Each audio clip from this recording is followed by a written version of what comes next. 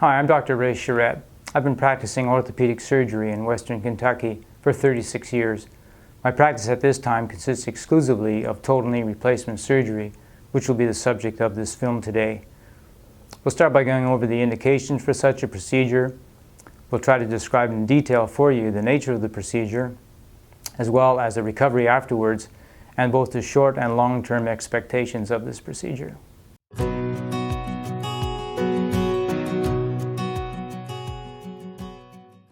The indication for a total knee replacement is severe, debilitating pain in the knee. Patients often will ask me when they will know that they are ready for such a procedure, at which point I will fire the ball back in their own court, but give them some guidelines so that they know when they feel that such a procedure would be indicated. The main indication for such a procedure is when the severe pain in the knee is no longer responsive to any form of conservative treatment, whether this be physical therapy, cortisone injections, various types of anti-inflammatory medication. Second indication will be when the pain is severe to the point that it interferes with activities of daily living, both at work as well as around the house. Another indication would be when the pain is severe enough that the patients are unable to sleep at night. Unfortunately, another indication would be when patients feel that their pain is controlled by narcotic medication, which, as we all know, just leads to further problems down the road. Often patients will sit in the chair and say, well, you just described me to a T. Then they know they're ready.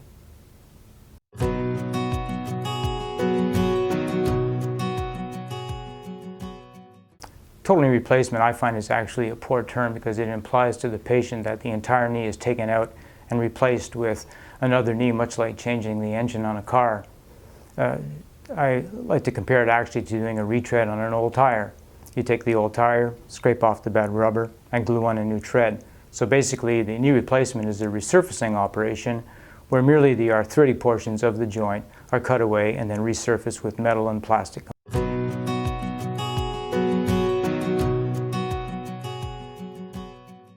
This is the model of the implant that I utilized. It's called an LCS. It's been on the market since 1977. It's produced by a company called DePuy Johnson & Johnson. I like it a lot because it has a track record. It's been shown over the years that it has about an 85 to 90%, 15 to 20 year survival, which is very good for an implant like this. Basically, as I've described, it is really just a resurfacing operation. This model shows the implant. What you see in cream color here is actually plastic bone, but this is a real implant. If I go and take it apart, you'll see what the bone cuts would look like. Basically, these are done under sterile condition in an operating room. We, in the vast majority of cases, do not put our patients to sleep. They are done under a spinal anesthetic with nerve blocks to help minimize pain after the surgery.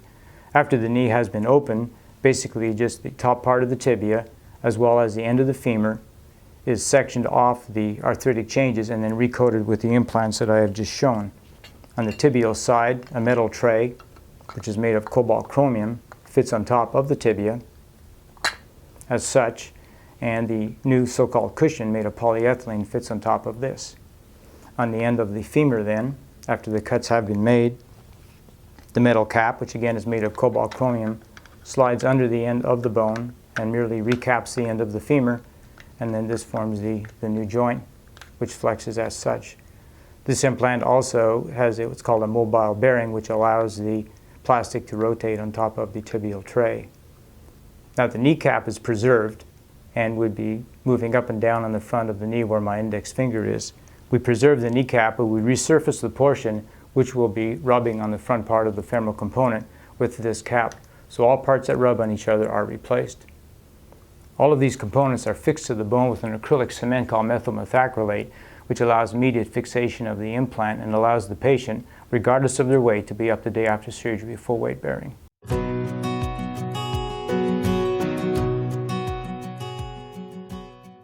After surgery, the patients, of course, are returned to their room.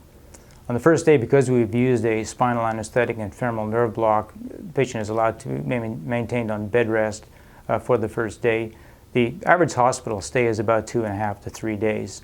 On the second day, after all the blocks have worn off, the patient is allowed to be up full weight bearing, starting leg lift exercises, range of motion exercises to the knee, And usually on the third day after a short course of therapy, our patients are discharged home. The vast majority of patients return to their own home, where hopefully they will have some help from a relative or a friend.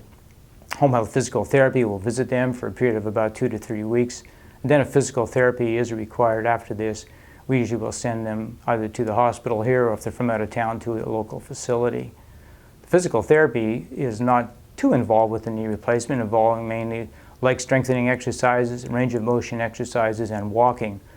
Of course, the recovery from such a procedure will vary a lot from one individual to another based on their overall general health, their physical capabilities, and also the severity of the arthritis prior to the procedure.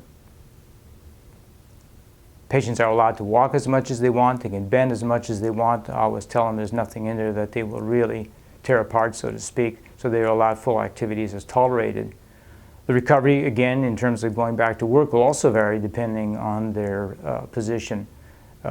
While people with a sedentary job may go back to work within a few weeks, the usual recovery period for somebody who is working in a plant would be about 3 months. Any activity is allowed afterwards. I've seen patients who ride bicycles, horses, motorcycles, who will engage in some low-impact sports, certainly golf, swimming, biking, hunting, fishing. About the only activity that most orthopedic surgeons frown upon after such a procedure are constant high-impact activities such as long-distance running. But any other activity other than this is allowed. The main advantage of the total knee arthroplasty in the long term is, of course, pain relief, which is why the patient came in the first place, as well as the maintenance of function. Also, another very important factor, especially for the more elderly patients, is maintaining their independence. A lot of times patients will neglect their knees and leave it to the point where surgical procedure is less successful. They've lost their independence and end up in a nursing home, which of course to them is a very sad turn of events. As far as the function is concerned, the patients must have proper expectations with the knee replacement. I don't think any knee replacement is ever as good as the one that God gave them originally. But keeping in mind that pain relief and improvement of function is the goal, the vast majority of patients are very satisfied with the procedure.